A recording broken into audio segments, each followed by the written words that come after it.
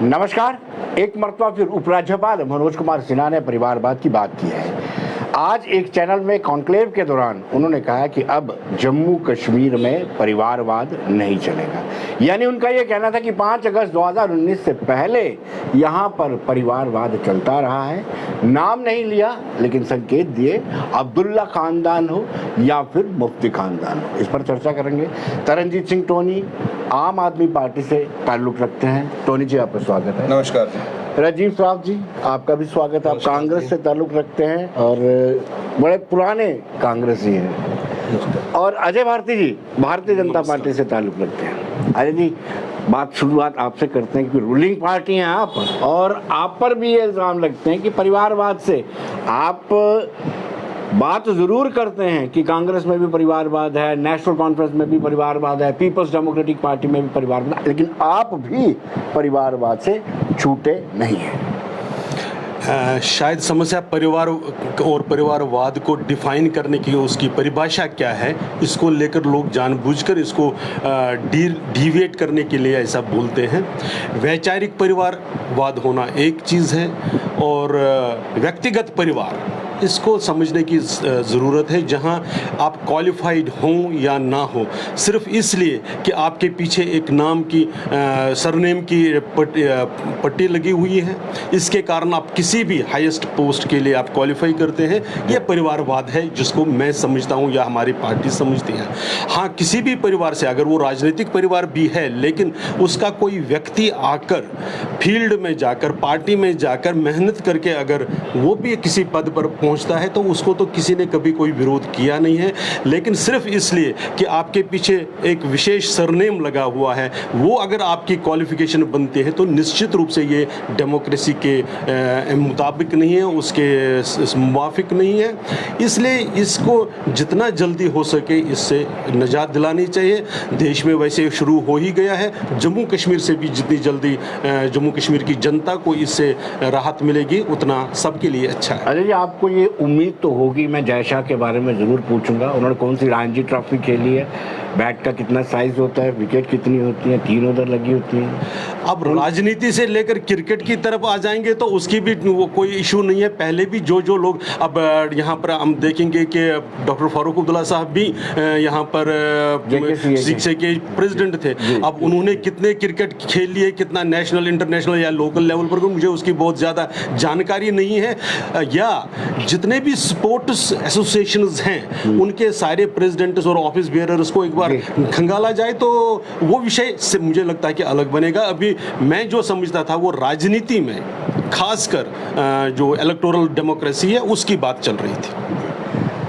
आपसे तो मुझे लगता है परिवार की बात के बारे में पूछना नहीं चाहिए ना। नहीं, ऐसी बात नहीं, आप पूछ सकते हैं। डेमोक्रेसी और परिवारवाद तो कांग्रेस से पूछना ही नहीं चाहिए। सर, कभी कभी ना इन बयानों पे बीजेपी के, एलजी साहब के हंसी भी आती है और दुख भी होता है जी। बीजेपी परिवारवाद की बात कर रही है, ऊपर से नीचे तक इनका परिवारवाद भरा है। मैं स्टेट की बात करूं, आपका डॉक्टर निर्मल सिंह, उसका भी परिवारवाद है।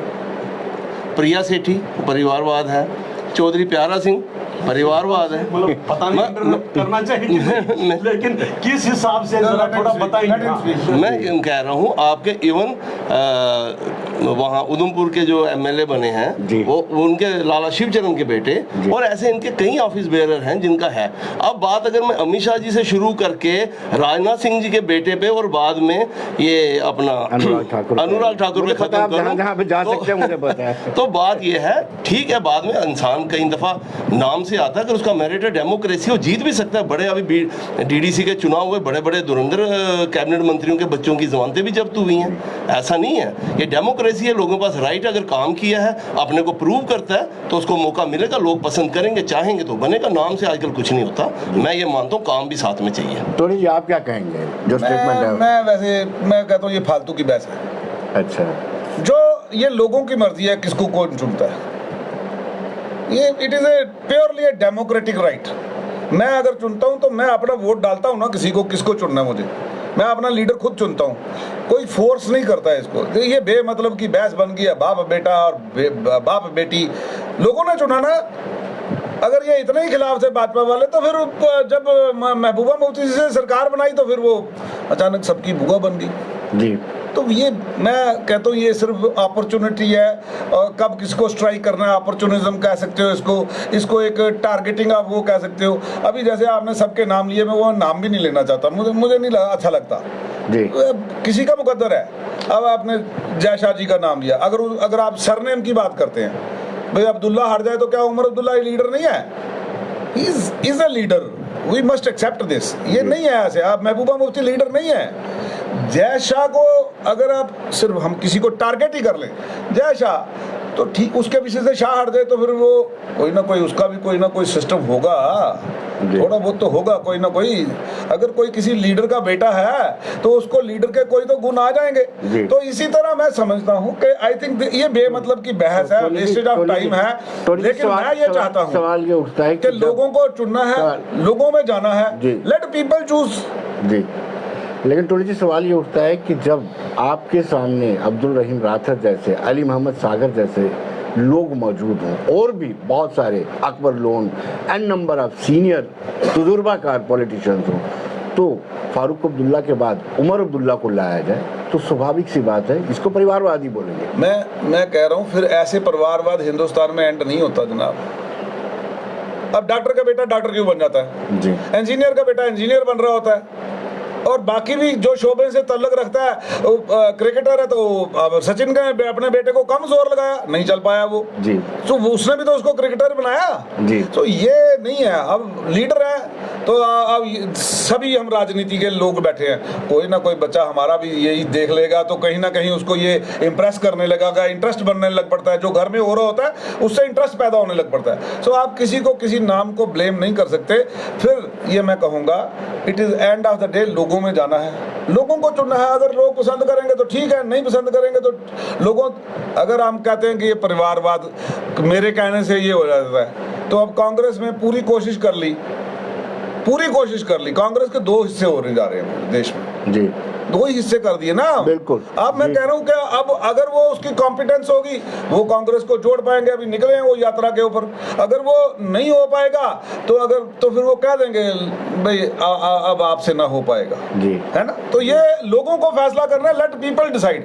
और इलेक्टोरल पॉलिटिक्स किसको कहते हैं कि लोगों ने वोट डालना है, तो let people vote and let us see के क्या होगा।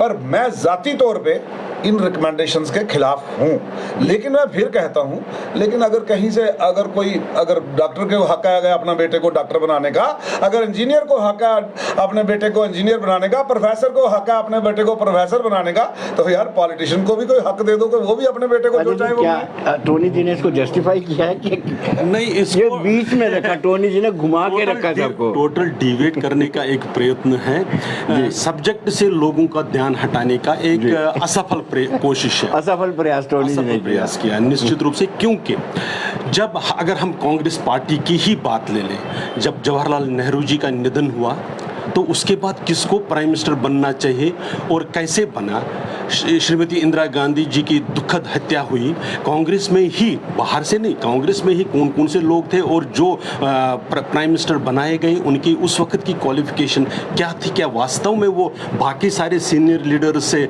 बेटर थे नहीं क्या। इसी प्रकार से यहाँ पर भी अगर आप जम्मू कश्मीर में देखेंगे, शेख मोहम्मद अब्दुल्ला के बाद अगर उन्हीं के जो जीवन साथी जिन्होंने पूरी जिंदगी उनके साथ स्ट्रगल की, मैं मोहम्मद अफजल बेग जैसे लोगों की बात कह रहा हूँ, क्या वो इस पोस्ट के लिए, लेकिन परिवारवाद बने क्या आप चाहे। और जो इन्होंने ये कहा कि लोगों ने चुना, निश्चित रूप से लोगों ने चुना, लेकिन वो सेकंड स्टेप है या थर्ड स्टेप है। पहले आप कैंडिडेट बनते हैं ना, किस कारण से बनते हैं, आप कैंडिडेट बनाए जाते हैं इसलिए कि जय शाह को परिवारवाद प्रमोट कर रहा है, क्या उन्होंने कोई कहा कि प्राइम मिनिस्टर बने वो, आप मैं निवेदन करूंगा टोनी जी मुझे बोलने दीजिए। अगर जय शाह जस्टिफाई कर रहे हैं नहीं, क्या इसकी कोई अपनी अहमियत नहीं है, मुझे फर्स्ट स्टेप में उसको रिकमेंड कर रहे हैं जो अमित शाह जी के। जय शाह क्या होम मिनिस्टर बने, जय शाह क्या पार्लियामेंट मेंबर बने। अभी मेरे दूसरे दोस्त राजीव जी ने पंकज सिंह का नाम लिया, कितनी देर से वो पार्टी, एक बार पता तो कर लीजिए वो कितने दशकों से पार्टी में बूथ लेवल से लेकर कहां तक जिम्मेवारियां संभाल कर आगे आए हैं। जब आप पार्टी के जो रेगुलर प्रोसेस है अगर आप आप उसमें से निकलकर और लोगों के बीच में जाकर पार्टी आपको मैंडेट देती है और लोग आपको चुनते हैं, उसको किसी ने कभी विरोध किया नहीं। इसके ऐसे एग्जाम्पल, सक्सेसफुल एग्जाम्पल्स भी हैं। लेकिन कार्ति चिदंबरम क्यों आया जी? क्योंकि चिदंबरम साहब को ये करना है। तरुण गोगोई क्यों आ गया जी? इसलिए तो इस प्रकार से जो आप अपनी सीट को अपने पर और यही नहीं, आप एक इसका कितना कंट्राडिक्टरी कितना है। अब बिहार का लालू यादव जी को देख लीजिए, वो जब जेल में चले गए तो किसको बनाकर बैठ, तो उन्होंने राबड़ी देवी जी को बनाया। तो इस डेमोक्रेसी को अगर ये खतरा नहीं है तो क्या खतरा है? मेरी समझ से बाहर है। निश्चित रूप से देश में टैलेंटेड लोग हैं। आप इसमें से भी, क्रिकेट में भी अगर आप देखेंगे, जब से आपने उसको थोड़ा सा लिबरलाइज किया, जब बड़े शहरों से, मेट्रोपॉलिटन सिटीज से और जो इन्फ्लुएंशियल लोगों की क्लच से बाहर निकाला, भारत की क्रिकेट शाइनिंग हो गई। जब कपिल देव जी से लेकर और किस प्रकार से धोनी जैसे लोग पहुंचे, तो हम इंटरनेशनल क्रिकेट में नंबर 1 बने। ये रियल डेमोक्रेसी और रियल लिबरलाइजेशन का अर्थ होता है। अगर आप जकड़ कर रखेंगे, टोनी साहब, मैं प्रणाम, मैं आप पार्टी की पॉलिटिक्स को मैं प्रणाम करता हूं, क्योंकि वो किस तरह आपके झूठ को, आपके प्रोपेगेंडे को कोई नहीं हमसे मुकाबला नहीं है। मैं उसको प्रणाम दूर से करता हूं। नहीं कर सकते भाई साहब। आप पुल 6 लाख का पुल बनाकर आप फट्टा डालकर आपके मुख्यमंत्री साहब, मैं कह रहा हूं कि अगर जो 6 लाख के पुल के बचत आपको पास आ रहा इस बात को नहीं, इसको मैं वही कह रहा हूँ कि डिबेट करने के लिए तो आप तो टैलेंटेड है, मैं उसको ये नहीं कर रहा हूँ, पर जनता समझती है वास्तविकता क्या है। जी भारती भाई भी कम नहीं है वैसे डेविएशन में, लेकिन मैं आपको बताऊं, आपकी बातें हमारी बात कहानी, आपके आंसू आंसू हमारे आंसू पानी, ये ना करें। अब मैं जब ये कह रहा हूं कि कोई ना कोई, देखिए मेरी बात सुने, मैं अब ना नेशनल कॉन्फ्रेंस से हूं, ना मैं कांग्रेस से हूं, ना मैं आपकी पार्टी से हूं, लेकिन मैं एक जेन्युइन बात कर रहा हूं कि कोई ना कोई क्रेडेंशियल होता है किसी में जनाब। यूं ही कोई आगे नहीं चल सकता। अगर किसी ने उसको, अगर सचिन के बेटे को आगे कर दिया, वो नहीं चल पाया जनाब। अब अगर जैसा वहां पर है तो कोई ना कोई क्रेडेंशियल उसमें भी होगा, चाहे एक ही हो, बाप जितने ना हो, लेकिन कोई ना। अगर वो कहते ना, बाप पे बेटा तुखम पे घोड़ा, बोता नहीं तो थोड़ा, तो ये कुछ ना कुछ गुण होते हैं जनाब, तभी लोग आगे आते हैं, नहीं तो पिट जाते हैं। अब लालू यादव की इन्होंने बात करी, तो जनाब एक सक्सेसफुल चीफ मिनिस्टर के तौर पे राबड़ी ने भी चला दिया। अब उसका बेटा जब आया तो एक बेटा जो है दूसरा पीछे रह गया, तेजस्वी आगे निकल गया। तो मैं कह रहा हूँ वो तेजस्वी आगे निकल गया। अब मैं कह रहा हूँ, मेरी एक बात सुने, अगर ये इतने खिलाफ है परिवारवाद के, तो क्यों महबूबा मुफ्ती के साथ सरकार बनाई जी? फिर आपने बड़े मुफ्ती साहब को छोड़ के फिर बेग साहब के साथ बनानी थी सरकार। लेकिन नहीं, जब इनको जो सूट करे वो सब ठीक, लेकिन जो दूसरों को घरों में आप वो करने को लेगा, जहाँ मेरी पार्टी इसका विरोध करती है और मेरी पार्टी आम आदमी पार्टी से हूँ, वहाँ पे कोई परिवारवाद है भी नहीं जी।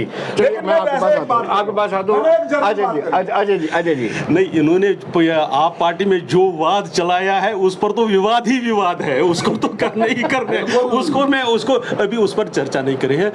एक होता है कि पोस्ट इलेक्टेड, जब आप इलेक्शन में चले जाते हैं, आपके बाद एक फ्रैक्चर मैंडेट आता है, उसमें आपने या तो दोबारा चुनाव में जाना है या कोई कॉम्बिनेशन बनती है, उसको परिवारवाद के साथ जोड़ना थोड़ा सा। भाई साहब, टोनी साहब, ये सिर्फ मेरे लिए सूट नहीं करता।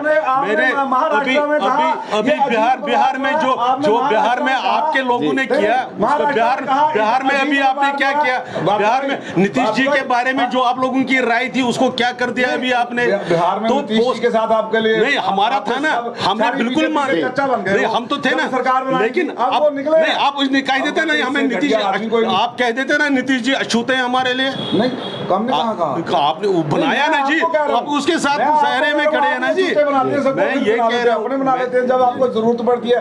आपने अजीत पवार में महाराष्ट्र में बोला ये 23,000 करोड़ का घपला करके आया और ये चक्की पीसेगा पूरी उम्र जेल में। केस बंद कर दिया क्या? केस बंद कर दिया क्या? 5 बजे उसके घर में एनओसी दे दी कि आपका केस ही नहीं है कोई भी। मैं बताता हूँ, जहाँ कुछ नहीं है ना वहाँ पे सीबीआई है। जम्मू कश्मीर के अंदर एक्साइज पॉलिसी में पता नहीं 1400-1450 करोड़ का घोटाला हो चुका है। दिल्ली दिल्ली वाली बात नहीं करेंगे, नहीं इसीलिए वहाँ कुछ नहीं है। आप इन्होंने नहीं वहाँ कुछ नहीं है। वो 144 करोड़ से शुरू करता है एलजी साहब, ठीक है, और उसके बाद इनके आपने अपनी पॉलिसी वापस क्यों ली? दिल्ली वाली आपने पॉलिसी वापस क्यों ली? सीबीआई की मुझे लगता है एफआईआर कहती है 1 करोड़ का सोर्सेज कहते हैं। राजीव जी से जाना, राजीव जैसे अजय जी ने कहा कि भारती जी जो नेहरू जी के देहांत के बाद, उनकी शहादत, इंदिरा जी की शहादत के बाद किस तरीके से इनको परिवारवाद को प्रमोट किया है? सर परिवारवाद किया था, उनके बाद लाल बहादुर शास्त्री जी भी थे, उनके बाद वो भी, लेकिन इंदिरा जी ने अपने आप को प्रूव किया, आयरन लेडी का खिताब मिला। अटल बिहारी वाजपेयी जी ने उसको दुर्गा का नाम दिया। कैसे दिया? जब उनमें वो काबिल थी। मैं फिर कह रहा हूँ, अल्टीमेटली अपने को प्रूव करना पड़ता है। और उन्होंने कांग्रेस के कैसे कैसे मतलब दौर आए, उन्होंने वो सारे दौर इंदिरा जी ने देखे। बाकी अगर आप ये कहते हैं भारती जी के पीछे ये हुआ वो हुआ, तो आप भी 8 सालों में वही कर रहे हो। यानी जो पीछे उनको क्रिटिसाइज करके आप आए, मतलब हवाई चप्पल से हवाई यात्रा कराने जहाज ही गए हैं, और ये हमें बताएंगे 15 लाख से करके आए थे, आज तक किसी के अकाउंट में वो भी नहीं आया। सिलेंडर की बात करें, मैं भारती जी से 10 सवाल पूछूंगा किसी दिन, आप ही के चैनल पे, ये मुझे बताएं उन वादों में कौन सा वादा पूरा हुआ। एक चैलेंज करता हूं मैं, 15 लाख वाली बात कांग्रेस पार्टी दिल्ली से लेकर यहां तक कोई एक स्टेटमेंट प्रूव करके दे कि ये कहा गया था हर एक के अकाउंट में 15 लाख आएंगे। सर फिर अमित शाह जी ने कैसे कहा वो जुमला था? मैं ये उन्होंने उसको, वही मैं कह रहा हूं, कोई भी डॉक्यूमेंट निकाल कर बता दीजिए कि उनका स्टेटमेंट ये था। मैं चैलेंज करता हूं, सुनिए, 2 करोड़ पूरा डॉक्यूमेंट था भाई साहब, ये था नहीं, ये वादा किया था कि हम कभी बंगला नहीं लेंगे, हम सिक्योरिटी, वादा ये था, वादा बच्चों की कसम खाकर ये था कि हम राजनीति नहीं करेंगे, वादा ये था हम बंगला नहीं लेंगे, वादा ये था कि हम आम आदमी पार्टी कर बनकर बनेंगे, वादा ये था कि नहीं, वही मैं कह रहा हूँ। हाँ, उसने आम आदमी पार्टी को कैसे किया वो आजकल अन्ना जी से पूछ लीजिए। अन्ना जी दुखी है कि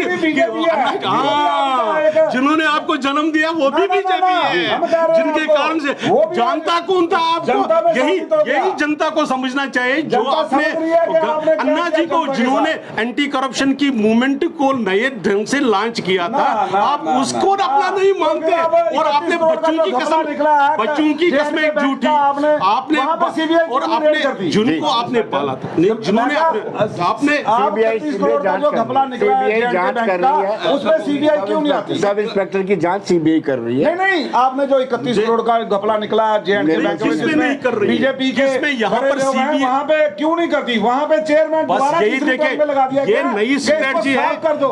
कैम्ब्रिज एनालिटिका की तरफ से रिकमेंडेड स्ट्रेटजी है कि भाई आप इतना शोर डालो कि दूसरे की बात करने ही नहीं देनी है। भाई साहब आपने करना है, वो दरबारी मीडिया की मैं बात कर रहा हूँ कि बोलने ही नहीं देना। तो इसलिए बाकी लोग समझे कि देखे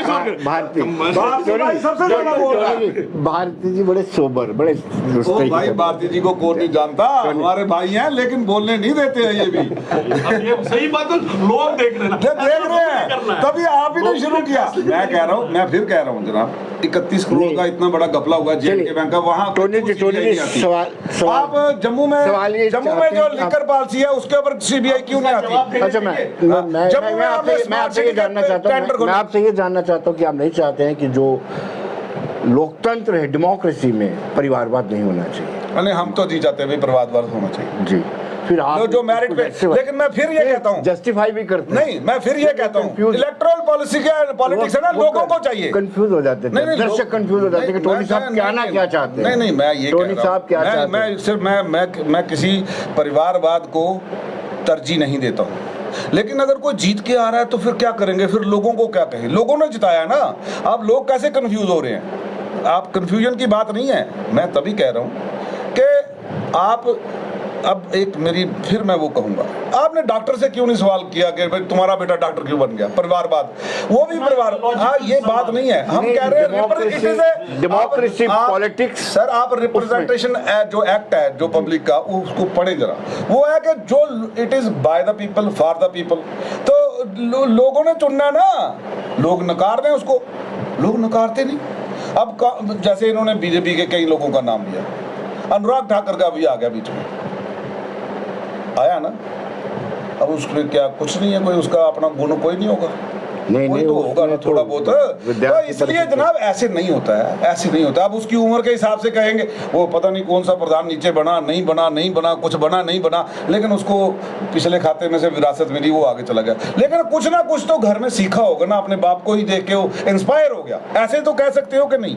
मैं ये कहता हूँ ये है मुद्दा भटकाने वाली बातें। आज बात होनी चाहिए देश में, ये बाप बेटी ये परिवारवाद की बात, आज बात होनी चाहिए अनएम्प्लॉयमेंट पे, आज बात होनी चाहिए स्टेट में जो हमारे डेली वेजर हैं उनको पक्का करने के लिए इन्होंने वादा किया था भाजपा ने, आज क्यों नहीं करते हैं? सरकार बना के 5 साल राज करके खत्म कर दिया, लेकिन उनको पक्का नहीं किया। आप जिस पार्टी में पहले थे, उसकी लास्ट कैबिनेट में ये बहुत बड़ा ड्रामा हुआ था, आपने आयु बढ़ा दी थी। आई लेफ्ट दैट पार्टी इन 2016, 2016 में छोड़ दी मैंने। अब मैं आज की डेट में जिस पार्टी में उसका प्रवक्ता हूं, मैं आज की बात कर रहा हूं कि हमने जो कहा हमने पंजाब में कर दिया जनाब। हमने 35,000 पहली कैबिनेट में पक्के किए, 26,000 नौकरियां निकाली। हमने जो कहा हम करके दिखा रहे हैं। कहां पर पंजाब में, आप पंजाब में हमने पक्के करे ना। आपने इस स्टेट में बोला था हमारी सरकार बनाओ, हमारी सरकार बनाओ, आपने सरकार बनाई, आपने पक्के कर देंगे। पंजाब में जो लाठियां बज रही है वो किस पर बज रही है? किसी पर नहीं बज रही, वो सर्व आपका प्रोपेगेंडा है, वो आपको कुछ नहीं हो रहा वहां पे। मीडिया गलत दिखा रहा है। अरे ना, वो आपका मीडिया जो सवेरे शाम उसको गिराने में लगा हुआ है, लेकिन पंजाब में लोगों को समझ आ गया कि एक हुकूमत आई है जो ईमानदारों की हुकूमत है, जो किसानों की हुकूमत है, जो नौजवानों की हुकूमत है, जो हमारी तर्जुमानी करती है। जनाब जितना एक्सप्लॉयटेशन बीजेपी ने किसानों का किया है, 750 किसानों को मरने के बाद इन्होंने वो 3 काले कानून वापस लिए। चलिए इनसे आ जाइए आप। पहले एक टोनी जी ने एक बड़ी बात करी, बार बार रिपीट कर रहे हैं कि डॉक्टर का बेटा भी डॉक्टर बनता है। क्या डॉक्टर का बेटा जाकर सीधे ही नॉमिनेट होता है? जी अब आज से आप ये डॉक्टर है क्योंकि इसके पिताजी डॉक्टर हैं। वो एक प्रोसेस है। भाई साहब मैं निवेदन करूंगा कि दूसरों फ्रीडम ऑफ स्पीच थोड़ा सा यहाँ पर भी होने दीजिए, थोड़ा सा कृपा कर दीजिए जनता पर। तो एक तो ये बात कि अगर कोई भी प्रोसेस, खासकर जो कॉम्पिटिटिव एग्जाम्स में से निकलकर या किसी भी प्रोसेस में से निकल कर है, एक बात तो ये, इसलिए डॉक्टर का बेटा सीधे ही इसीलिए कि वो डॉक्टर का बेटा है इसलिए डॉक्टर नहीं कहलाता है, एक बात। दूसरी बात जो इन्होंने कही कि आपने मुफ्ती या इनके साथ सरकार क्यों बनाई, मैंने उसमें भी ये कहा क्योंकि पोस्ट इलेक्टोरल कंपल्शन कुछ होती है, हर एक के लिए होती है, उसमें एक प्रोसेस होती है, क्योंकि एक नॉर्मल सा एक प्रोसेस रहता है कि भाई इतनी जल्दी चुनाव दोबारा नहीं होना चाहिए। तीसरी बात इन्होंने ये कहा, मैं फिर कह रहा हूं कि थोड़ी सी जानकारी रखनी चाहिए कि जो भी पार्टी में, खासकर भारतीय जनता पार्टी में, जो भी अगर किसी का पुत्र, मना ही किसी को नहीं है, लेकिन जो वो जिस प्रोसेस में से निकला है उसकी जानकारी रखे बगैर उसको उस पर कमेंट करना। अभी जैसे यहाँ पर हमारे बात आई कि क्या कहते हैं राजनाथ सिंह के बेटे, राजनाथ सिंह जी के, तो वो तो सबको जानकारी है कि वो कैसे पार्टी के इसमें से निकले हुए हैं। मैं उधमपुर की बात कह रहा हूँ, पवन जी की बात आई। पवन जी जब बीजेपी में नहीं थे तब भी वो चुनाव लड़े और जीते, वो एक प्रोसेस है। बीजेपी ने उनको सिर्फ इसलिए कि वो उत्तराधिकारी है इसलिए नहीं बनाया। मैं ये कह रहा हूँ कि बात तो मैं नहीं, लेकिन पार्टी ने नॉमिनेशन किसको किया? हम कह रहे हैं कि पहली जो स्टेप होता है कि पार्टी का एक एडवांटेज है, एक ये। दूसरी बात, लेकिन मैं आपके मतलब जो जिसको आप यही कहते हैं, अब तो वो खास पार्टी हो गई, जिस प्रोसेस में से निकलकर जिस प्रकार की सौगंधें खाई, जिस प्रकार से उन्होंने कि बच्चों की कस्में खा करके हम इलेक्शन नहीं लड़ेंगे, जिस प्रकार से उन्होंने कहा कि जो ही किसी पर इल्जाम लगेगा उसको आकर पहले इस्तीफा देकर इंक्वायरी को फेस करना चाहिए, जिस प्रकार से उन्होंने लोगों को खुद को फखर के साथ, गर्व के साथ, भाई साहब फिर निवेदन कर रहा हूं, मैं थोड़ा सा कमजोर व्यक्ति हूं, मैं डर जाता हूं जब आप जोर से बोलते हैं, जब आप ऐसा ये कह देते हैं, तो जब आप ये कह देते थे कि भाई आप बस एविडेंस क्या लाओ, आप रिकॉर्ड करो और हमारे पास हम एक्शन करेंगे। आपके पास कैबिनेट रिजाइन हो जाती है, आपकी पास तो सामने एविडेंस है, लोग कहते हैं कि आबकारी नीति में क्या, और आपने वापस लिया, आपने चैलेंज करते हैं जेएंडके में सीबीआई इंक्वायरी, यहाँ पर क्या क्या होगा, यहाँ पर कितने लोग जेल में, बात सुनिए, यहाँ पर कितने लोग जेल जेल में है, कितने लोग गलत तरीके से नौकरी पाकर अंदर बैठे हैं, कितने लोग जम्मू कश्मीर बैंक के मामले में अंदर बैठे हैं और कितने जाने वाले हैं, वो भी अभी सामने आएगा। भारतीय जनता पार्टी का करप्शन के प्रति जीरो टॉलरेंस है। चलिए राजीव जी, सवाल ये उठता है कि आपके परिवारवाद से तंग होकर के ही गुलाम नबी आजाद ने कांग्रेस को, AICC को बाय बाय बोला। सर ऐसा है जी, ये डेमोक्रेसी है, ठीक है, वो उनका निजी फैसला है, उसमें मैं कोई कमेंट नहीं कर सकता। हाँ, उनका मन किया, उनको क्या लगा क्या नहीं लगा, उनके बयान भी इसमें हैं, वो जो कह रहे हैं हो सकता हो, पर मैं उनके बारे में कोई कमेंट नहीं कर सकता। एक हर बंदे को अपना ये निजी फैसला लेने का हक है। हमारी पार्टी किसी को डराती नहीं, धमकाती नहीं, जो कोई फैसला लेना चाहे उसके लिए वो फ्री है। लेकिन डराती धमकाती क्या मतलब है आपका? आप ये कह रहे हैं डायरेक्टली अजय जी को कि आपकी party ED, CBI, income tax, बिल्कुल देखिए सीधा इनका काम ही यही है। CBI का या ED का बीजेपी के किसी लीडर पे कोई इन्वेस्टिगेशन नहीं हुआ। अगर ये इसको मैं चैलेंज करता हूँ, आप J&K बैंक में 31 करोड़ का घपला हुआ है, वहाँ पे सारे बीजेपी के बड़े बड़े नेता इन्वॉल्व हैं, सारा ओपन है ना। शेख शकील ने तो पूरा उसको अनर्थ किया, सब लोगों के सामने लाया। मैं कहता हूँ I dare challenge CBI, ED करे इन्वेस्टिगेट। आज तो आप मुझे बताएं ना, मैं शराब की बात करते ना, आप शराब एक्साइज पॉलिसी की, आप जम्मू कश्मीर में क्यों नहीं CBI करती भाई? अगर 14.5 करोड़ से ऊपर, 1400 करोड़ से ऊपर ये नहीं निकले नुकसान, मैं कहता हूँ आप अगली बारी जो है ना, सारे जितने जो शराब के जो बीजेपी के भी दुकानदार होल्डर थे ना, जो लाइसेंसी होल्डर थे, उनको भी बुला के पूछ लो भाई कितना नुकसान हुआ स्टेट एक्सचेकर का। आप RTI लगा के देखो भाई, पिछले बार से लेके अब इस बार तक कितना एक्सचेकर को नुकसान हुआ है। 700 करोड़ से ऊपर है वो। यहाँ कुछ नहीं होगा, क्योंकि यहाँ पे इनडायरेक्टली बीजेपी ही राज कर रही है, इसलिए यहाँ कोई इन्वेस्टिगेशन। टोनी जी पूछ लेते हैं। पहले तो मान जाओ, अगर करवा दे, भारतीय जी को मान जाओ अगर ये ऑर्डर करवा दे, अगर आप बोलने देंगे तब। हाँ जी, कराओ। तो ये तो एक बड़ी पहली शर्त तो वो है कि आप बोलने दें। सबसे पहले इन्होंने जो गौर इल्जाम लगाए हैं, अगर इनमें सचमुच में कोई सदाकत है और इनको अपने ऊपर विश्वास है, CBI का मैनुअल पढ़े और इनको कंप्लेंट करनी चाहिए और जाकर FIR लॉन्च करना चाहिए। अगर वास्तव में इनको अपनी बात पर, बाकी प्रोपेगेंडा के लिए बोलते रहना, कुछ भी कहना रहना, उसके लिए राजनीति के सिवा और कुछ नहीं है। सचमुच में नहीं बात सुनिए, अब अगर ये सदाकत नहीं है, आप क्यों नहीं, आप FIR क्यों नहीं करते? आप जाकर FIR क्यों नहीं, आप नाम लेकर FIR क्यों नहीं? फिर जाकर आपके नेताजी माफी मांगते हैं, आप नितिन गडकरी जी से माफी मांगते हैं, फिर आप वहां जाकर व्यक्तिगत रूप से हर एक रूप से माफी मांगते हैं, जी हमसे गलती हो गई, हमने गलत इल्जाम लगाया।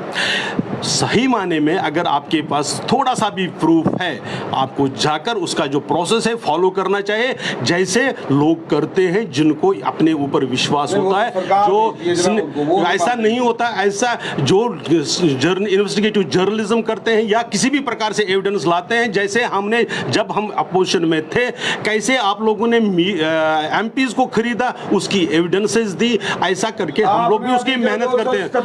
बात से हाँ, वो है ना एविडेंस, है ना एविडेंस। यही तो मैं कह रहा हूँ। आप बोलने देंगे नहीं, आप बोलने नहीं देंगे, निश्चित रूप से नहीं बोलने देंगे। मैं वही कह रहा हूँ ना कि महाराष्ट्र में क्या हुआ वो भी तो सामने ही ना सबके।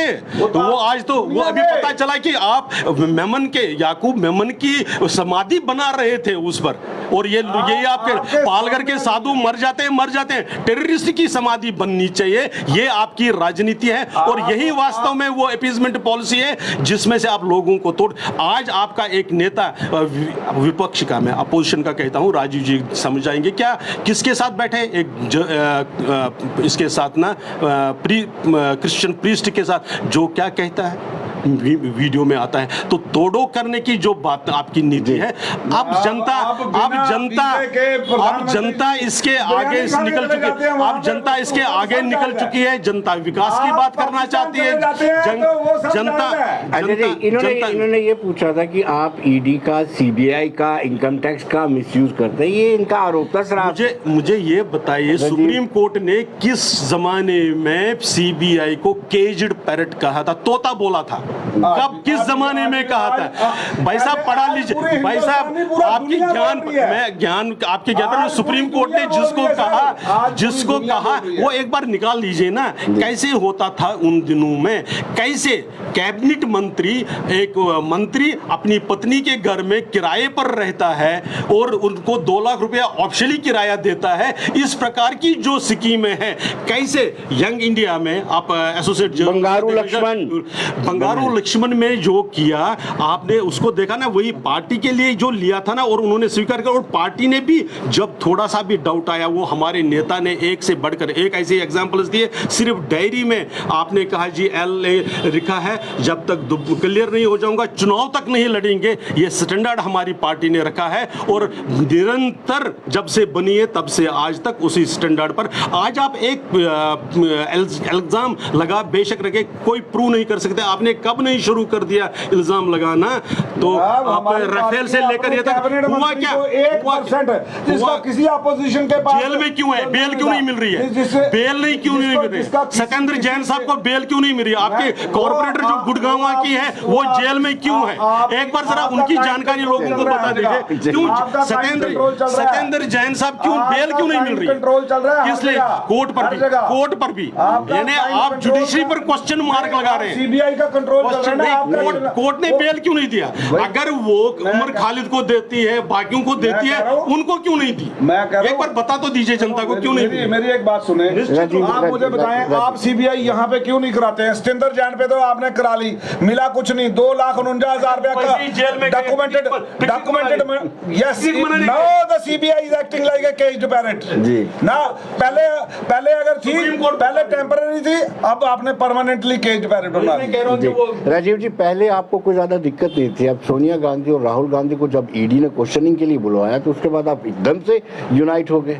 सर बात है ये सोनिया जी की और राहुल जी की हिम्मत है 18 घंटे ईडी फेस करना। नहीं हाँ, कोई और जाके दिखा दे और बता दे 1 घंटा ईडी फेस नहीं कर सकते। अब तक तो कुछ नहीं ना, अमित शाह। अरे सर अभी तक तो कुछ निकला ही नहीं। कितने 8 साल से लगे हुए हैं ना, 8 साल से यही मुद्दा था जी, वो करेंगे ये करेंगे। अब मैं टीवी पे बोलना नहीं चाहता क्या क्या लैंग्वेज प्रधानमंत्री जी उस समय यूज करते थे और क्या कुछ नहीं, कभी जर्सी गाय, कभी कुछ, ये सब हमने सुना है। लेकिन आज 8 साल में एक चीज, एक कागज उनके पास नहीं है और वो टोटल फेल हो चुके हैं। हाँ, बदनाम करने के लिए जो मर्जी करो, न्यूज एडिट करो, फलाना करो, अखबार छापता नहीं, टीवी दिखाता नहीं। अब क्या हम रोएं तो किसके पास रोएं?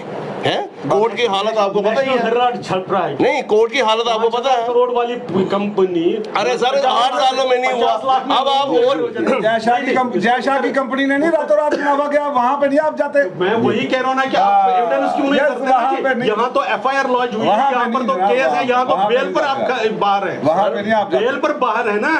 सर बेल कोई वो नहीं है। देखिए मेरी बात सुनिए, बेल आपका राइट है। अगर बेल कब मिलती है? जब आपके उनमें जो आपके अगेंस्ट चार्जेस फ्रेम किए कुछ मिलता नहीं है तो बेल मिलती है, वरना बेल मिलती है? कैसे बेल मिलेगी मुझे बताओ? अगर मैंने कोई क्राइम किया है और उसके आगे एफआईआर लगी है, उसमें उसके एविडेंस हैं, तो कैसे कोई दे देगा बेल? बेल मतलब उसको बेल तभी मिलेगी जब जज को लगा नहीं इसमें कुछ नहीं है, जो चार्जेस है वो बेकार है। एविडेंसेस को छेड़छाड़ नहीं कर पाएंगे। लेकिन चलिए मुझे इसमें एक चीज चलिए अब आप करा दीजिए सीबीआई। यहाँ हर जगह, यहाँ तो एनआईए कर रही है, यहाँ क्या नहीं, यहाँ के लोग जेल में क्यों है? वो आप क्यों नहीं? यहाँ जेल में क्यों है लोग? ऑर्डर करा दीजिए। मैं कह रहा हूँ कि जेल में क्यों है लोग? यहाँ पर भी तो यही कह रहे हैं ना, ध्यान दे दें कि आप एफआईआर कर दीजिए ना। आप क्यों नहीं? चलिए समय का अभाव है, आप हमारे कार्यक्रम में आए। आपका राजीव जी आपका बहुत बहुत शुक्रिया, टोनी जी आपका भी बहुत बहुत शुक्रिया। तो दर्शकों, कहीं ना कहीं ये वाद विवाद बनता रहेगा और जब तक वाद विवाद ना हो तो सियासत नहीं चलती है। धन्यवाद।